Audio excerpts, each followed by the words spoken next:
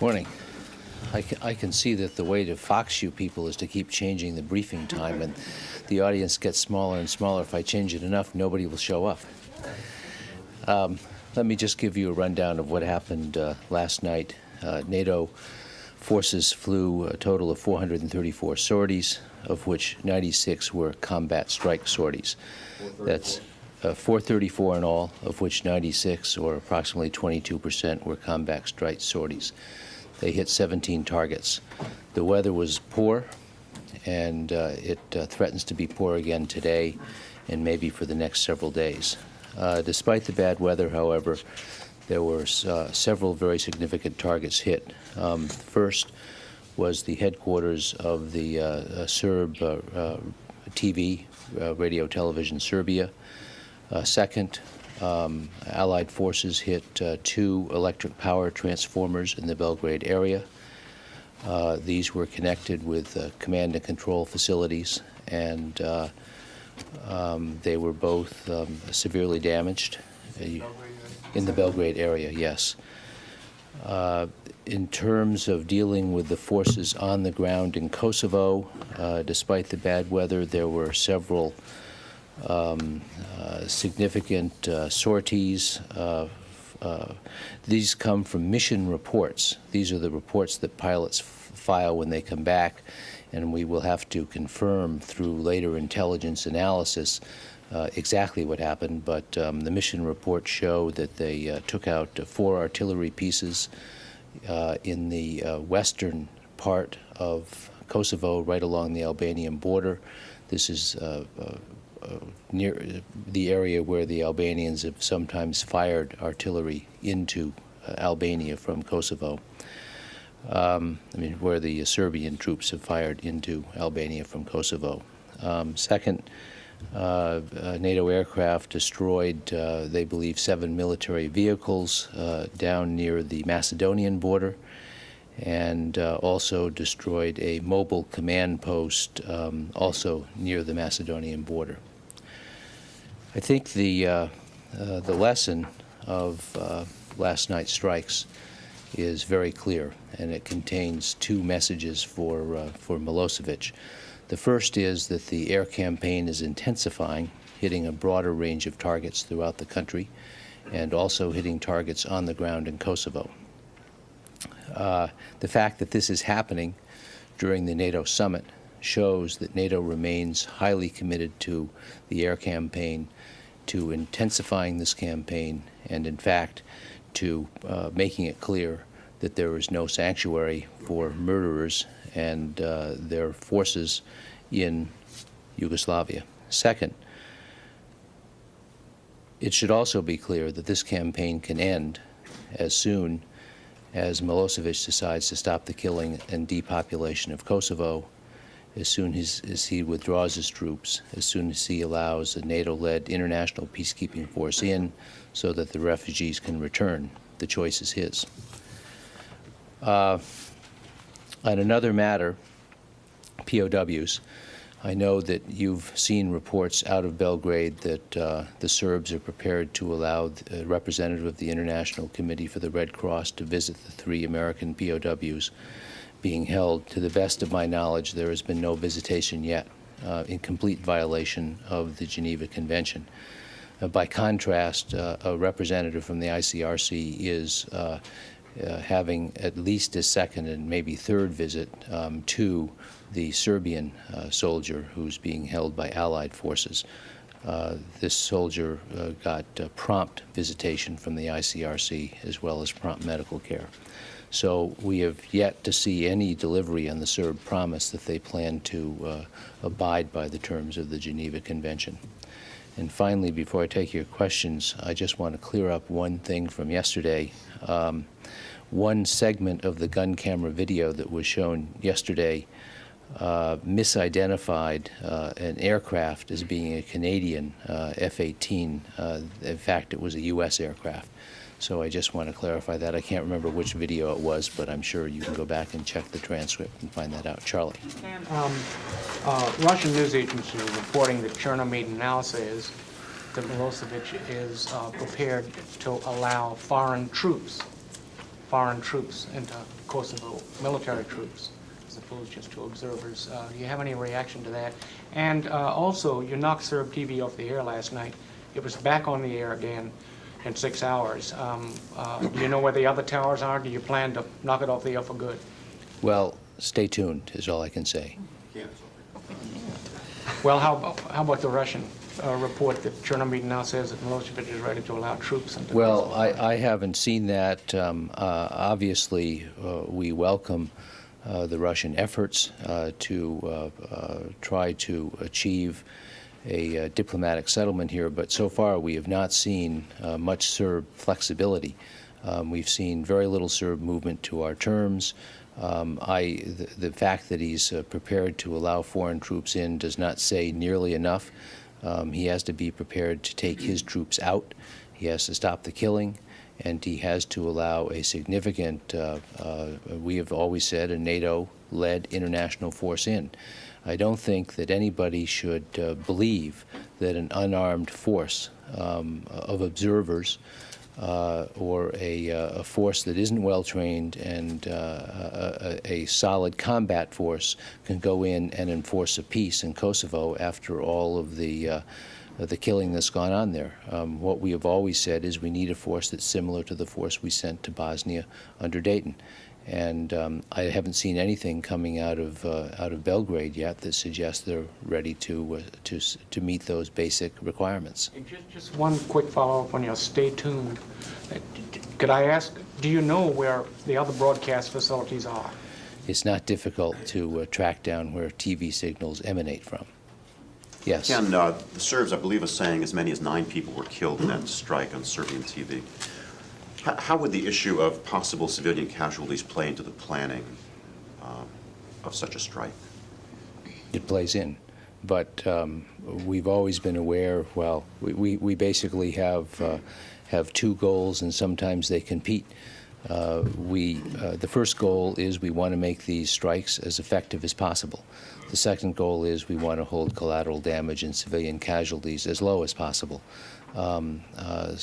These goals are not, sometimes they can't both be satisfied at the same time. We have worked very hard to hold civilian casualties as low as possible by using highly precise munitions against specific targets, by attacking at times we don't think there are many people in these buildings frequently. But we have never promised that we'd be able to eliminate all civilian casualties. Yes. What impact has the strikes on the 2 electrical power plants had? Are there lights out in parts of Belgrade or major According to press portion? reports, there are, yes. But not completely, or? Well, not completely. These were. I did not. If I said electrical power plants, I misspoke. They are transformer facilities that basically put power into usable form for transmission to businesses and residences. And I have seen press reports out of Belgrade today saying that portions of the city are without power. What's can you the clear up rationale behind these kind of strikes? Is this what you were referring to when you said that you're stepping up the targeting of other targets? It is a new class of targets, and the philosophy behind this was that these were dual-use facilities that powered command and control and other military facilities in the area. And Are you clear up, increasingly going after what's going to more directly affect the civilian population? The reason that these were selected was because we believe that they are directly tied to powering command and control centers and other parts of the military infrastructure. Can you clear up, Ken, where we are on, can you clear up, please, where we are on discussions and/or plans on ground troops? President Clinton seemed to indicate yesterday that American ground troops could go into Kosovo without a ceasefire in perhaps a less than permissive environment. Could you try to straighten that out today? The short answer is I'm not going to have much to say about that. Obviously, this is one of the things that's being discussed right now.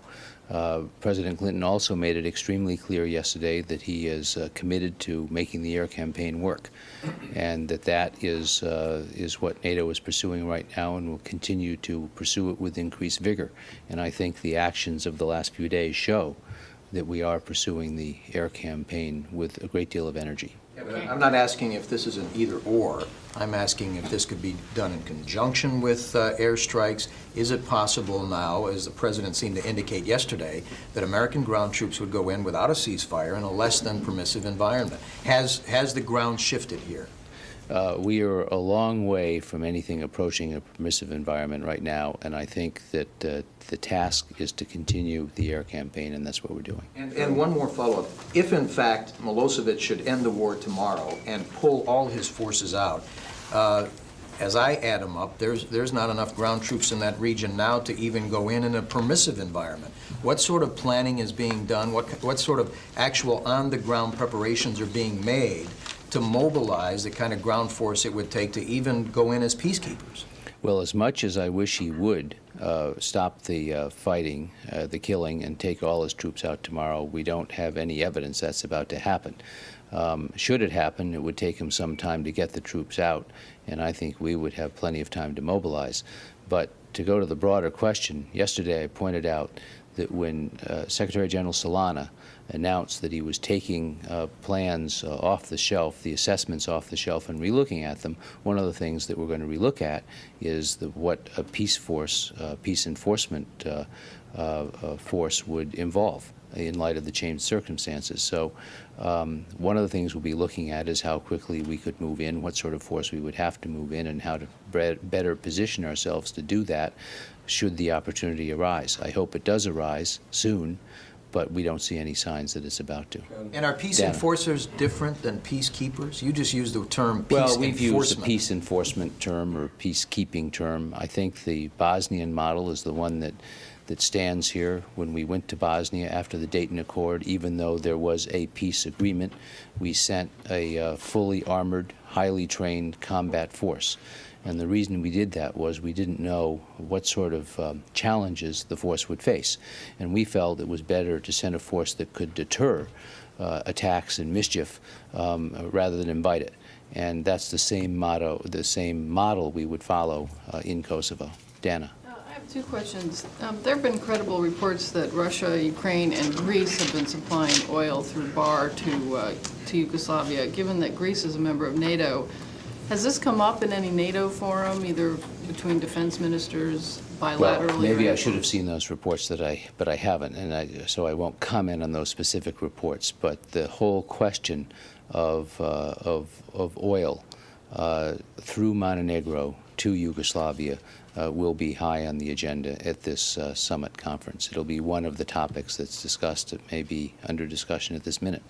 Secondly, I wanted to ask, can you tell us what you see, what Serb forces are actually doing either today or yesterday in terms of their offensive? Are they continuing with the same level of offensive? Have they pulled back?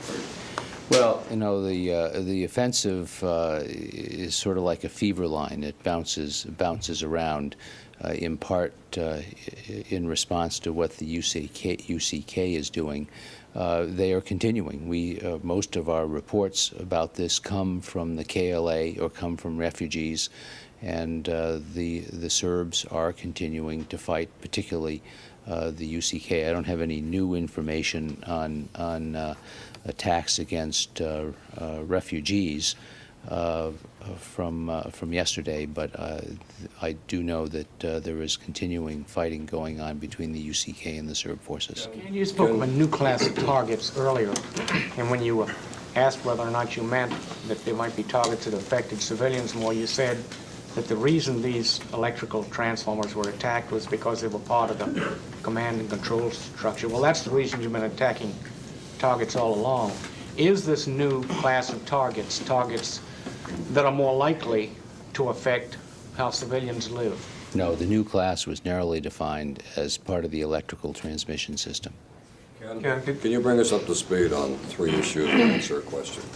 The three issues would be the additional 24 Apaches that we understand are on standby, the 300 aircraft requested by SACURE, the call-up of the reserves, and the question is, do you plan to brief tomorrow and/or Sunday? No decision on additional helicopters, no final decision yet on the 300 aircraft, no decision yet on the call-up of the reserves, and right now I have no plans to brief on Saturday or Sunday. That would be subject to change if there's compelling news to require it, but one of the reasons the time of this briefing kept shifting is that Washington has suddenly become the briefing capital of the world, and it's there are so many people briefing that I think there'll be many other people who'll be able to talk with greater authority than I on many of these issues, and I think we should let them talk. Ken, I wanted to, could you clarify for me at least the terminology of updating the assessment? Is this, someone described this to me as only as a scientific wild guess of how many troops it would take for under various scenarios. Is it really just numbers, or is it a more detailed plan? Is it really a plan, or what is it? No, Secretary General Solana made this announcement just as he was leaving Brussels, and he's over here now in the middle of these NATO meetings. I think when he gets back and talks to the military committee, he will give them clearer guidance, or maybe clearer guidance will emerge during these meetings. But my understanding is that they will relook at the assessment, and the assessment was, in fact, a guesstimate. It was not a complete battle plan that laid out in great detail, page after page after page, of exactly what would have to be done to send an invasion force into Kosovo, for instance. It was more in the guesstimate category. I guess one of the questions NATO will have to answer is how much to change that, how much time to spend on revising those plans or firming them up. But I can't give you any guidance on that now. So it was done by the NATO Military Committee? Is it not? Yeah, it was done by military officials because they would have the best estimate of what it would take to subdue Kosovo with a military force, or to enforce a peace agreement in Kosovo with a military force. Did SACURE earlier get firm commitment from countries under the previous peace plan, peace enforcement plan? Or would he still have to do that even after they decide He had firm total number of commitments. troops? He had firm Well, commitment. for instance, our share was 4,000. But So that- people had made firm commitments to the Right, but- peacekeeping force. But after a new plan is formed, either non-permissive or Well, if there permissive, is a new plan, I mean, the one thing we should know for sure is that under a peace agreement, a force will go, a NATO-led force will go into Kosovo, and the question is, how big does that force have to be? he would have to go back and poll countries again, I take it, if he Well, comes up with a new they may decide that the plan on the table is completely adequate. I don't think we should forecast what they'll come up with. Yeah. Last week on the Hill, General Shelton in his briefings had a briefing slide with two sets, he said, were small groups of categories that had not yet received NAC approval for targeting. Are these the targets, this new class of targets that you're now talking about? And thus has the NAC now approved virtually all classes of categories? Well, I think you can assume that any target we've struck has been approved by, has been approved. But I'm not going to get into any more detail than that. Yes, Neil. In the New York Times this morning, there was a report that prior to the attack on the Milosevic residence in Belgrade, there had been an attack on a nearby building which had caused as many as 30 casualties, involving what were described as bodyguards, I guess, of President Milosevic. Is there anything you can tell us about the date of that attack, or whether it happened, or what the target was? No, I will check into that and get back to you on it. Yeah. A question about the Apache helicopter. Secretary Cohen a couple days ago said in his Hill testimony that the Apache is not a silver bullet weapon system. Yet among the leaflets NATO is dropping over Kosovo to the Serb army are leaflets with the Apache image, a bullseye and a tank saying, "Get out or we'll get you." Implication being the Apaches are here and we're going to destroy you. Can you give a sense of, why the Apaches kind of highlighted on propaganda leaflets to the Serb army? Well, that's their job, is to kill tanks. That's why they're being sent there. Having said that, it doesn't mean they're going to be able to kill every tank and quickly subdue the Serb army forces. I think we've made it very clear from the beginning, and I said early on, and this has been repeated, I said it repeating Secretary Cohen, that there is no magic or quick solution to this. This is a slow, determined effort to grind down the Serb military forces, particularly in Kosovo, but throughout the country, and that's what we're working on. I think that should be clear from the way we've proceeded over the last month or so. Yeah. The military planners, after the detailed review we got yesterday of the damage inflicted, Serb forces in Kosovo, the desertions are continuing and that kind of thing, do military planners foresee a time where the forces there will be so degraded that it would be fairly easy for NATO troops to move in without express permission of Milosevic? Our goal from the beginning is to make the price so high that Milosevic decides that he should declare a ceasefire and pull his forces out, and that continues to be our goal. Ken, could you talk about how the environment in Kosovo has changed so that you would need to update the plans for sending a deploy or peacekeepers in, meaning how it's different, whether you're concerned about landmines, whether because of the impact of the bombing, more troops might be needed versus less troops, or what kind of things you're taking into account to update the plans? Well, first of all, the infrastructure in Kosovo has been severely degraded, destroyed, I should say, by the Serbs. So it would be a much more difficult environment in which to support troops now than it would have been a month ago. You recall yesterday that Admiral Wilson showed a chart of villages or buildings that had been destroyed by Serb forces. We estimate that more than 32,000 buildings in 550 villages or settlements have been damaged by the Serbs. 50% of that damage occurred prior to October of 1998, and 37% of that has occurred since mid-March of this year. So you can see that this is something that's been going on for a long time. But we would have to look at yes, the mining certainly would be one thing, the infrastructure would be one thing, the degree of confidence we can have in the withdrawal of the VJ or MUP forces would certainly be another. As I mentioned yesterday, these forces are digging into defensive positions. We'd have to assure ourselves that they were out of those positions. So there are a number of things that we'd have to look at in making a determination. Ken, on the reserve issue, we were told that, I was told that the holdup initially was transferring the number, which was put at about 33,000, into specific units to be called. What's the delay at this point? Since it was widely expected that recommendation would go to the White House probably a week ago. I mean, what status is it right now? The sending a significant number of new airplanes to the theater, both from the U.S. and from other allied countries, will require new basing arrangements in new places. And you have to figure out where all the planes are going to go. And then once that's figured out, you have to decide what the support, force protection, and other facilities are at those bases. Clearly, if all the planes were to go to some place like Aviano, where there was already significant support and force protection capability, we would have to supply far fewer people than if they go to a new place where there are currently no NATO planes stationed and a significant support, sustainment, and force protection packages have to be brought in to keep the planes flying. So that's the issue. The issue is where they're based and what the requirements are of the various basing configurations.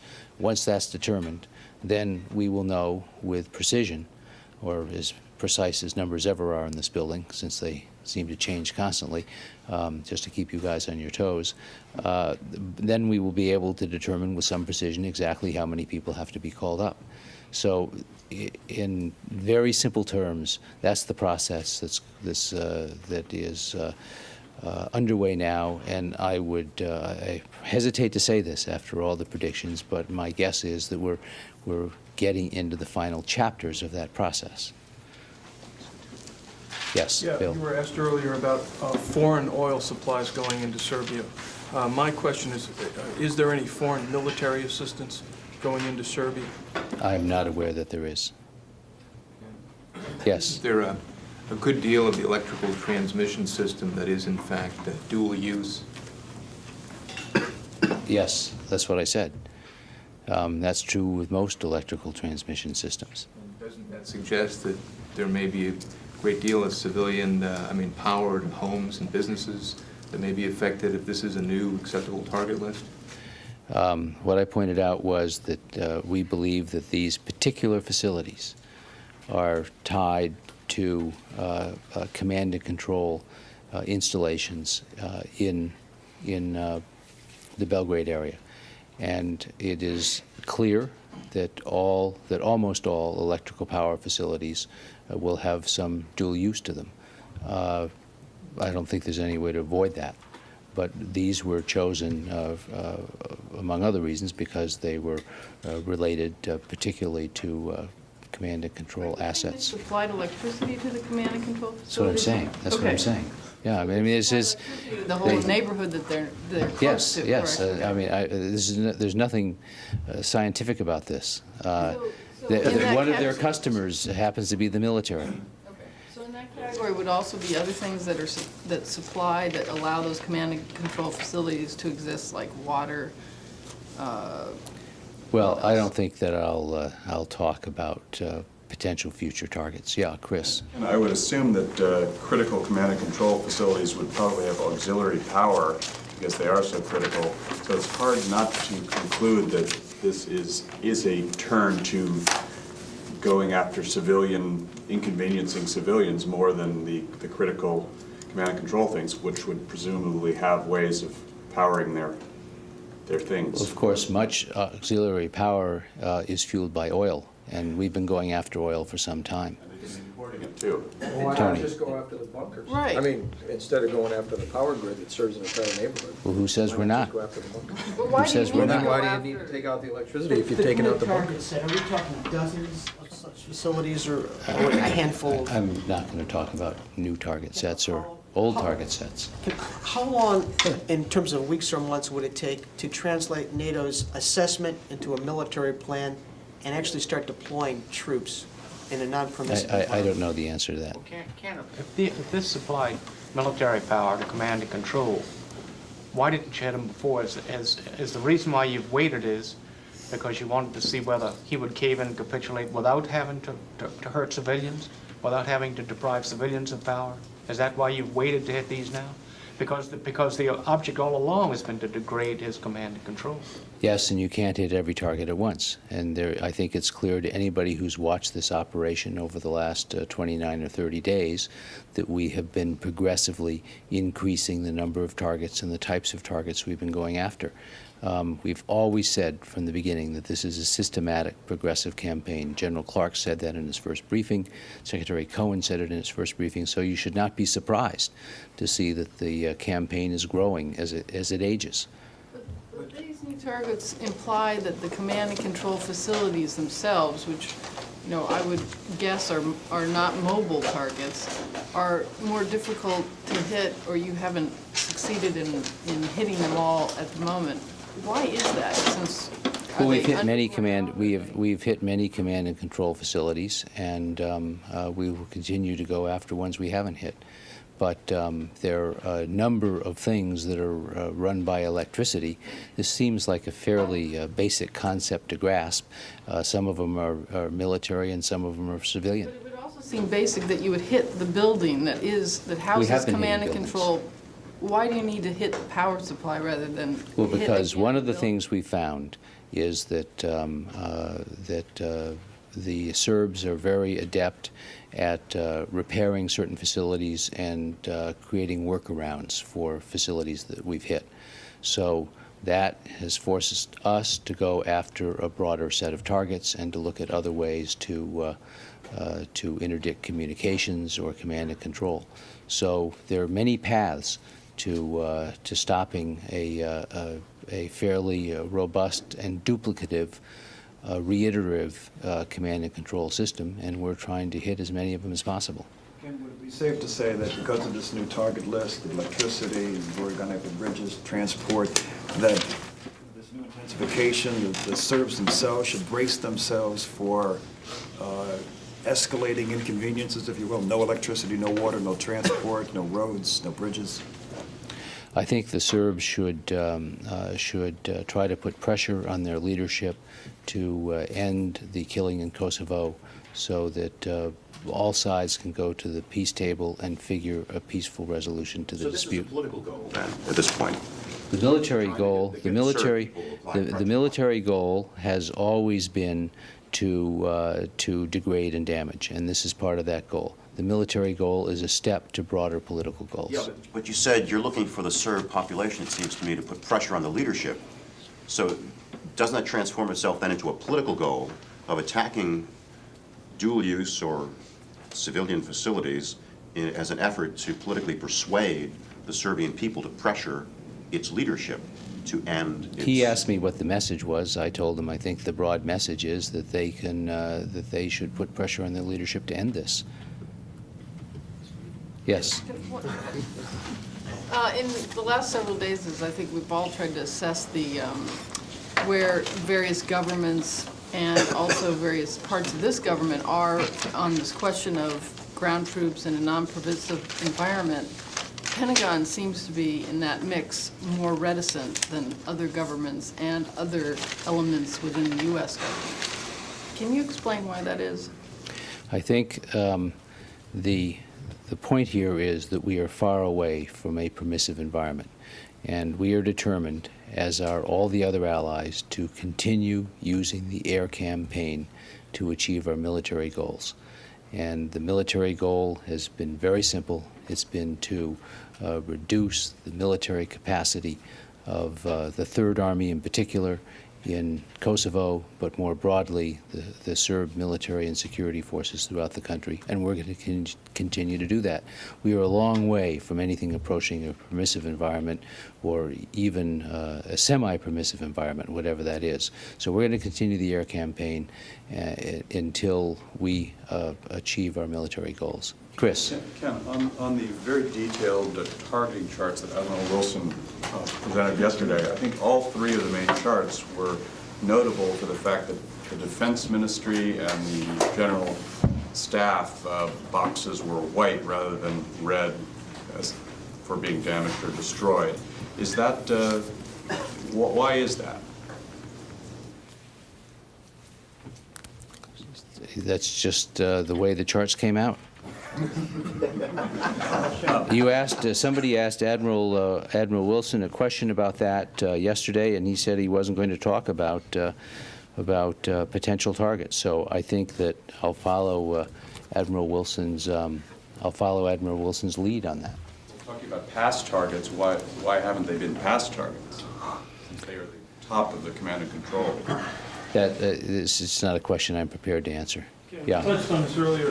Has the NATO summit in any way affected the operations in the Balkans, and are there any plans for any kind of a pause during the summit this weekend? No. No. Okay, point of clarification, the power stations last night, they were hit by Tomahawks as opposed to manned aircraft? They were hit by Tomahawks. Any decision on to divert the Enterprise into the Operation Allied Force? Yes, it's not going to be diverted. She's coming home. Ken, what was the bottom line message of hitting Serbian TV last night? Serb TV is as much a part of Milosevic's murder machine as his military is. It has stirred up nationalist passions in the country. It has misreported on what's going on in a way that has, I think, made it extremely difficult, impossible probably, for the Serb people to grasp the full magnitude of the problem in Kosovo. I'll give you one example. During the Rambouillet talks, it always referred to the Kosovo-Albanian negotiating team as terrorists and drug dealers. It always dismissed the talks as having any possibility of success. Now it has not reported at all on the type of ethnic brutality that's taking place in Kosovo and driving people out.